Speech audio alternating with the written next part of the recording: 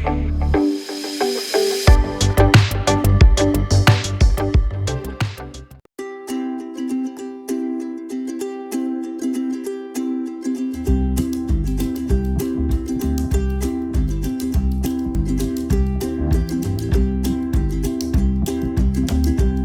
छात्र छात्राओं, कमल एकेडमी में आपका एक बार पुनः स्वागत करता हुआ मैं बलदेव गोदियाल आपके बीच वर्ल्ड ज्योग्राफी और उसमें भौतिक भूगोल और उस भौतिक भूगोल में ब्रह्मांड और सौरमंडल ये हमारा नया विषय होगा, नया टॉपिक होगा। हम लोग बड़ी गहनता से इस विषय के प्रति अपनी रुचि दर्शाएं, क्योंकि ज्योग्राफी यानी भूगोल सामान्य अध्ययन के क्षेत्र में वह महत्वपूर्ण विषय है जो विज्ञान और कला के बीच की कड़ी है। उसमें अधिकांश तो वैज्ञानिक तथ्य हैं, कुछ अपवाद जैसे अक्षांश और देशांतर जो काल्पनिक हैं, उनके आधार पर यह भूगोल कला का विषय बन जाता है, जबकि पूर्ण वैज्ञानिकता इसमें स्पष्ट होती है, चाहे वो ब्रह्मांड का अध्ययन है, कॉस्मोस का, यूनिवर्स का। उसके अलावा हम महाद्वीपीय अध्ययन करते हैं, महासागरीय अध्ययन करते हैं, हवाओं की गति का अध्ययन करते हैं या जलवायु का अध्ययन करते हैं, विश्व मानविकी भूगोल का अध्ययन करते हैं, विश्व सांस्कृतिक भूगोल का अध्ययन करते हैं। ये सारी व्यवस्थाएं वैज्ञानिक सत्यापन पर हैं, लेकिन यही मैंने आपसे कहा, केवल अपवाद स्वरूप कि जो ग्लोब पर अक्षांश और देशांतर, लॉन्गिट्यूड एंड लैटिट्यूड, इसके आधार पर यह भूगोल काल्पनिक बन जाता है, कलात्मक बन जाता है, देशकाल प्रस्तुति वाला बन जाता है। लेकिन उसके बाद भी अक्षांश और देशांतरों के आधार पर समय और जलवायु का निरूपण होता है, तब भी कहीं ना कहीं वैज्ञानिक स्वरूप को प्रदर्शित करता है। अब विश्व भूगोल, हम भूगोल को डिफाइन करने के लिए, भूगोल जो शब्द है भूधन गोल, भूगोल। अब इस भूगोल देखिएगा, बड़े ध्यान से देखिएगा कि भूगोल शब्द, भूगोल का मतलब हुआ भूधन गोल, मात्र भू और धन गोल, यानी इसका मतलब यह हुआ कि पृथ्वी गोल है, पृथ्वी गोल है, लेकिन मात्र और मात्र पृथ्वी तक ही सीमित नहीं है हमारा ये विषय क्षेत्र। इसलिए इसको कॉस्मोलॉजी के अंतर्गत, कॉस्मस या कॉस्मोलॉजी अर्थात संपूर्ण ब्रह्मांड का अध्ययन, संपूर्ण यूनिवर्स का अध्ययन ही भूगोल है। कि भूगोल का जो विस्तार है, क्योंकि भूगोल शब्द स्वयं में संकीर्ण शब्द है, इसलिए कि भूगोल तो मात्र भूधन गोल कह रहा है, यानी पृथ्वी गोल है। और वो पृथ्वी के गोल होने में भी वैज्ञानिकों का, खगोलविदों का अपने अपनी धारणाएं हैं या अपने अपने विचार हैं कि भूगोल, पृथ्वी, कोई कह रहा है कि जियोड है, लघ्वक्ष गोलाभ है, कोई कह रहा है पृथ्वी संतरे की आकृति का है। अलग अलग अवधारणाएं तभी इसमें है, यानी भूधन गोल भी पूर्ण तरह से साबित नहीं है या निर्विवाद सत्य नहीं है। ये संकीर्ण शब्द है, उसको विस्तारित करने हेतु कॉस्मस शब्द, यानी इसको कॉस्मोलॉजी के अंतर्गत रखा जाता तो ज्यादा व्यापकता होती। क्यों? क्योंकि हम भूगोल के अंतर्गत सबसे पहले ब्रह्मांड का अध्ययन कर रहे हैं, यूनिवर्स या कॉस्मस का अध्ययन कर रहे हैं, वहीं से हमारी पहली यूनिट शुरू हो रही है। अब पहले हम ये जान लें कि इस भूगोल में, विश्व के भूगोल में सबसे पहले हम ब्रह्मांड का अध्ययन करेंगे कि ब्रह्मांड, और जिस ब्रह्मांड ने, ब्रह्मांड के उत्पत्ति के तमाम सिद्धांतों पर, चाहे वो क्लॉडियस टाल्मी का भूकेंद्रीय सिद्धांत है, निकोलस कॉपरनिकस का सूर्य केंद्रीय सिद्धांत है, जोहानसन केपलर का ग्रह सिद्धांत है, और विलियम हार्शल और एडविन हबल का आधुनिक मंदाकिनी सिद्धांत है। उसके अलावा इसमें महाविस्फोट का सिद्धांत जॉर्ज लेमेथियर का, स्फीति या संकुचन का सिद्धांत अलेन गुथ का, सतत या स्थिर अवस्था का सिद्धांत हरमन वांडी का, और दोलन सिद्धांत आर्थर एडिंगटन का। इसके अलावा इसमें भौगोलिक निश्चयवाद का सिद्धांत रेटजेल का, संभववाद का सिद्धांत बिडाल और डी लाप्लास का, नव निश्चयवाद का सिद्धांत ग्रिफिथ टेलर का। ये सारे सिद्धांतों के बाद हम इसमें जो बिग बैंग थ्योरी है, यानी महाविस्फोट या बिग बैंग थ्योरी जॉर्ज लेमेथियर का और वेगनर का, उस पर विस्तृत अध्ययन करेंगे। उसके अलावा इस पूरे ब्रह्मांड के जो खंड खंड है, ब्रह्मांड के पार्ट हैं, यानी ब्रह्मांड को हम एक एक पार्ट, उसमें उसकी जो जितना समूह है ब्रह्मांड का, कि असंख्य आकाश गंगाएं हैं, आकाश गंगाएं, अनेक आकाश गंगाएं। अब आकाश गंगाएं या मंदाकिनी क्या है कि आकाश गंगाएं या मंदाकिनियों में असंख्य तारामंडल, क्योंकि एक तारा जिसका पूरा परिवार, जैसे सौर परिवार, सूर्य एक तारा है और उसके परिवार में 9 ग्रह, उल्का पिंड, क्षुद्र ग्रह, धूमकेतु, ये सबको मिलकर के सौर परिवार बना हुआ है। ग्रह, उपग्रह, उल्का पिंड, धूमकेतु, क्षुद्र ग्रह, ये सारा मिलकर के एक तारा के परिवार को, या सूर्य का परिवार या सूर्य की तारे का परिवार, और ऐसे कई तारामंडल आकाश गंगाओं में सम्मिलित होते हैं और असंख्य आकाश गंगाएं मिलकर के ब्रह्मांड बनाती हैं एक। अब इसके अलावा हम आकाश गंगा के अलावा अनेक मंदाकिनियां, अनेक तारामंडल, अनेक ग्रह, अनेक उपग्रह, अनेक क्षुद्र ग्रह और अनेक उल्का पिंड, ये संपूर्ण समुच्चय, यह संपूर्ण विशाल समुच्चय मिलकर के ब्रह्मांड की उत्पत्ति करता है, ब्रह्मांड को सृजित करता है या ब्रह्मांड जैसी संरचना प्रस्तुत करता है। अब सवाल है कि ये ब्रह्मांड, पहले हम इस ब्रह्मांड पर कि इसके और कि आकाश गंगाएं, तारामंडल, ग्रह, उपग्रह, क्षुद्र ग्रह, उल्का पिंड और अपनी मंदाकिनी रूपी आकाश गंगा को स्पेशली हम अध्ययन में लाएंगे। उसके अलावा नोवा, सुपरनोवा, हमारे जो विशेष टॉपिक होंगे, नोवा, सुपरनोवा, कृष्ण विवर, चंद्रशेखर सीमा, और प्रत्येक ग्रह का, जितने ग्रह अब वर्तमान में 8 ही ग्रह हैं, तो प्रत्येक ग्रह का हम अध्ययन करेंगे, उसका परिक्रमण और परिभ्रमण, उसकी कक्षीय गति और अक्षीय गति पर, यानी उसकी स्वयं की परिक्रमा करने का सिस्टम और उसका परिभ्रमण। 2 शब्द और आएंगे हमारे पास, परिक्रमण और परिभ्रमण, ये महत्वपूर्ण शब्द होंगे ज्योग्राफी में, परिक्रमण और परिभ्रमण, ये 2 शब्द बहुत महत्वपूर्ण होंगे। परिक्रमण का मतलब होता है कि जब भी कोई आकाशीय पिंड वो दूसरे आकाशीय पिंड की वृत्ताकार गति कर रहा हो, जैसे पृथ्वी सूर्य का परिक्रमा करती है, तो वो परिक्रमण कहलाएगा, यानी कक्ष के परितः। जब पृथ्वी अपने कक्ष के परितः सूर्य की परिक्रमा करेगी, उसे कहेंगे परिक्रमण। और जब पृथ्वी स्वयं का, यानी अक्ष के परितः स्वयं की परिक्रमा करेगी, उसे कहेंगे परिभ्रमण। ये 2 बातें महत्वपूर्ण होंगी, क्योंकि पृथ्वी का कक्षीय झुकाव 66.5 डिग्री के एंगल पर है और पृथ्वी का अक्षीय झुकाव 23.5 डिग्री के एंगल पर है। ये 2 महत्वपूर्ण बातें होंगी, इसमें हम बहुत गहनता से अध्ययन करेंगे।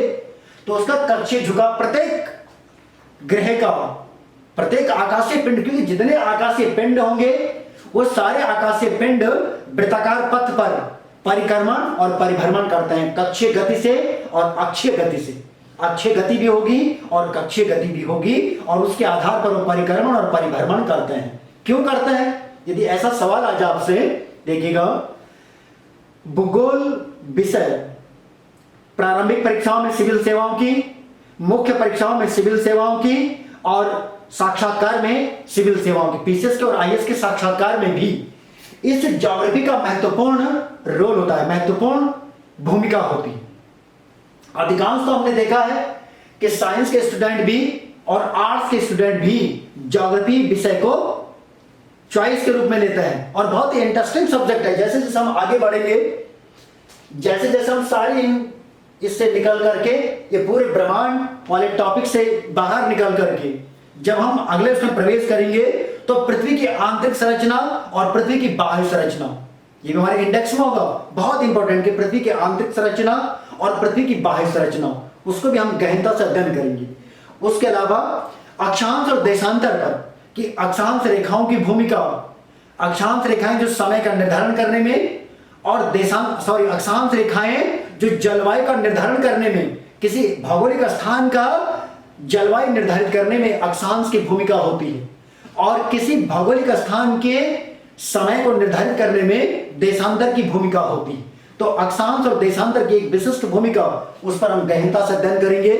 अंतरराष्ट्रीय तिथि रेखा, इन सब का, और अक्षांश रेखा की 0 डिग्री अक्षांश रेखा, 22.5 डिग्री उत्तरी अक्षांश रेखा, 22.5 डिग्री दक्षिणी अक्षांश रेखा, 66.5 डिग्री उत्तरी अक्षांश रेखा और 66.5 डिग्री दक्षिणी अक्षांश रेखा, ये महत्वपूर्ण रेखाएं होंगी कि 0 डिग्री अक्षांश रेखा, 22.5 डिग्री उत्तरी अक्षांश रेखा और दक्षिणी अक्षांश, और 66.5 डिग्री उत्तरी अक्षांश और 66.5 डिग्री दक्षिणी अक्षांश। इन अक्षांशों पर कहां से गुजरती हैं, ये भी सवाल हमारे पास प्री में, मेंस में और इंटरव्यू तक भी ये सवाल बार बार पूछ जाते हैं। इसके बाद हम प्रवेश करेंगे कि पृथ्वी की उत्पत्ति के संदर्भ में विभिन्न सिद्धांत, उसके अलावा पृथ्वी की जलवायु, मिट्टी, इन सब का अध्ययन अगला टॉपिक होगा हमारा। उसके बाद पृथ्वी में महासागर, पर्वत, पठार, चट्टान, इन सभी का अध्ययन होगा। फिर पृथ्वी की जो जलवायु टॉपिक होगा, उसमें वायु का संचार और विभिन्न प्रकार की वायु, की धरातलीय पवन या भूमंडलीय पवन, समसामयिक पवन और उसके अलावा स्थानीय पवन, इस प्रकार से हमारे पवनों का भी विशेष वर्गीकरण होगा। पछुआ पवन, ध्रुवीय पवन, ये तमाम तरह के हमारे पास पवनों का भी एक स्पेशल टॉपिक होगा और उसमें कई सिद्धांत हमारे पास होंगे। उसके अलावा हम महाद्वीपीय अध्ययन करेंगे कि जितने पूरी धरती पर 7 कॉन्टिनेंट, उन 7 महाद्वीपों का आर्थिक अध्ययन होगा, भौगोलिक अध्ययन होगा, और उन महाद्वीपों में किस किस देश की क्या क्या स्थिति है वो हम सब जानेंगे। उसके बाद महासागरीय अध्ययन होगा कि महासागरों का महासागरीय लवणता, महाद्वीपीय मग्न तट, महासागरीय मग्न ढाल, महासागरीय कटक, ये सारी व्यवस्थाओं पर महासागरों का विशाल विस्तृत अध्ययन होगा। उसके बाद हम भूगोल के अंतर्गत मानवीय भूगोल, यानी जिसमें मानव की विभिन्न प्रजातियां, जनगणना, ये तमाम कार्यक्रम होंगे। उसके अलावा सांस्कृतिक भूगोल, कि सांस्कृतिक परिवेश में किस प्रकार से मानव की गतिविधियां संचालित होती हैं, उसके अंतर्गत हम। उसके बाद में आर्थिक भूगोल यानी इकोनॉमिकल जो ज्योग्राफी होगा, उसमें उत्पादन के आधार पर कि किस किस देश में खनिजों का उत्पादन, अन्न उत्पादन या अन्य प्रकार के विभिन्न उत्पादनों का विवरण हम आर्थिक भूगोल के अंतर्गत किया करते हैं। तो इस प्रकार से हमारा विश्व भूगोल का ये पूरा इंडेक्स होगा, जिसमें हम एक ही करके इसको आगे बढ़ेंगे, आगे इस पर चर्चा करेंगे। आप देखिएगा कि ब्रह्मांड की उत्पत्ति में क्लॉडियस टालमी का जो भूकेंद्रीय सिद्धांत है, तो टालमी साहब ने कहा, टालमी साहब के अकॉर्डिंग कि संपूर्ण पृथ्वी, जो पृथ्वी है वो संपूर्ण ब्रह्मांड के सेंटर में है, कि पृथ्वी संपूर्ण ब्रह्मांड के केंद्र में है। 140 ईस्वी पूर्व में इस यूनान के विद्वान द्वारा यह सिद्धांत प्रतिपादित किया गया कि पृथ्वी संपूर्ण ब्रह्मांड के केंद्र में है और संपूर्ण ग्रह नक्षत्र पृथ्वी के चारों ओर दीर्घवृत्तीय कक्षा में चक्कर लगाते हैं। यह ऐसी अवधारणा मानी जाएगी कि जैसे किसी परमाणु के नाभिक में प्रोटॉन और न्यूट्रॉन है और उसके बाद दीर्घवृत्तीय कक्षा में इलेक्ट्रॉन मूविंग अराउंड इट, यानी इलेक्ट्रॉन चक्कर लगाता है। इसी प्रकार से ये टालमी ने कहा अपनी पुस्तक ज्योग्राफी में 140 ईस्वी पूर्व में, कि बोला पृथ्वी पूरे ब्रह्मांड के केंद्र में है और संपूर्ण ग्रह नक्षत्र इसके चारों ओर दीर्घवृत्तीय कक्षा में चक्कर लगा रहे हैं। इसके बाद कॉपरनिकस ने 1543 ईस्वी में कोपरनिकस, ये दूसरे वैज्ञानिक हुए, इन्होंने सूर्य केंद्रीय सिद्धांत दिया। और वो सूर्य केंद्रीय सिद्धांत क्या हुआ कि बोला कि सूर्य केंद्र में है और संपूर्ण ब्रह्मांड के ग्रह नक्षत्र सूर्य की दीर्घवृत्ताकार कक्षा में चक्कर, जितने प्लेनेट हैं, जितने ग्रह नक्षत्र हैं, ये सारे सूर्य की दीर्घवृत्तीय कक्षा में सूर्य को फोकस मानते हुए उसका परिक्रमण कर रहे हैं अकॉर्डिंग कोपरनिकस। अब इसी कोपरनिकस के सिद्धांत पर, कोपरनिकस की थ्योरी को वैज्ञानिक केपलर ने कोपरनिकस के सूर्य सिद्धांतिका को आगे बढ़ा दिया और उसमें क्या दिया कि बोला यह सत्य है कि सूर्य ब्रह्मांड के केंद्र में है, सूर्य ब्रह्मांड के केंद्र में है और सारे ग्रह नक्षत्र उसकी परिक्रमा कर रहे हैं। अब यानी ये हुआ कि सूर्य फोकस पर है या केंद्र में है और सभी ग्रह नक्षत्र उसके दीर्घवृत्तीय कक्षा में चक्कर लगा रहे हैं। पहला सिद्धांत, ये केपलर का पहला सिद्धांत। दूसरे सिद्धांत में केपलर ने कहा कि प्रत्येक ग्रह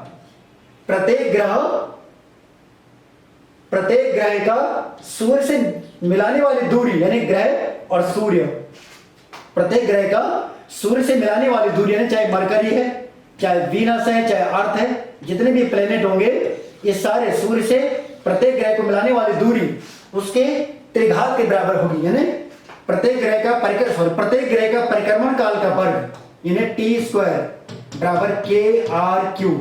ये फॉर्मूला दिया था कि प्रत्येक ग्रह के परिक्रमण काल, चाहे मरकरी यानी बुध का, चाहे वीनस का, चाहे अर्थ का, चाहे मार्स का, कोई भी ग्रह है, उस ग्रह के परिक्रमण काल का वर्ग यानी t², परिक्रमण काल का वर्ग माने t² बराबर kr3। प्रत्येक ग्रह के परिक्रमण काल का वर्ग उसको सूर्य से मिलाने वाली दूरी के त्रिघात के बराबर, यानी t² बराबर kr3, जहां t परिक्रमण काल है, प्रत्येक ग्रह का परिक्रमण काल है, r उस ग्रह का सूर्य से मिलाने वाली दूरी है, तथा k ये केपलर का नियतांक है कि प्रत्येक ग्रह के परिक्रमण काल का वर्ग उसका सूर्य से मिलाने वाली दूरी के त्रिघात के बराबर है। ये सेकंड लॉ ऑफ केपलर। और थर्ड लॉ में केपलर ने कहा कि प्रत्येक ग्रह समान समय में समान क्षेत्रफल पार करता है।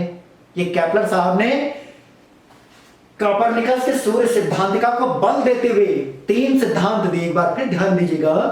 पहला सिद्धांत कि प्रत्येक ग्रह सूर्य की दीर्घवृत्तीय कक्षा में चक्कर लगा रहा है, सूर्य केंद्र में है, सूर्य फोकस में है और प्रत्येक ग्रह उसकी दीर्घवृत्तीय कक्षा में चक्कर लगा रहा है। ये केपलर ने पहला नियम दिया। सेकंड लॉ में केपलर ने कहा कि प्रत्येक ग्रह का परिक्रमण काल का वर्ग उसको सूर्य से मिलाने वाली दूरी के त्रिघात के बराबर होता है, यानी t² बराबर kr3, जहां t परिक्रमण काल है, k केपलर नियतांक है और r सूर्य और उस ग्रह के बीच की दूरी है, t² kr3। Second law of Kepler. Okay बच्चों। थर्ड लॉ में कि प्रत्येक ग्रह समान समय में समान क्षेत्रफल पार करता है, चाहे मरकरी है, चाहे वीनस है, चाहे अर्थ है, चाहे मार्स है, चाहे जुपिटर है, चाहे सैटर्न है, चाहे यूरेनस है, चाहे नेपच्यून है। ये 8 के 8 ग्रह समान समय में समान क्षेत्रफल पार करते हैं। Equal time equal area covered, समान समय में समान क्षेत्रफल पार करते हैं। ये थर्ड लॉ है केपलर का।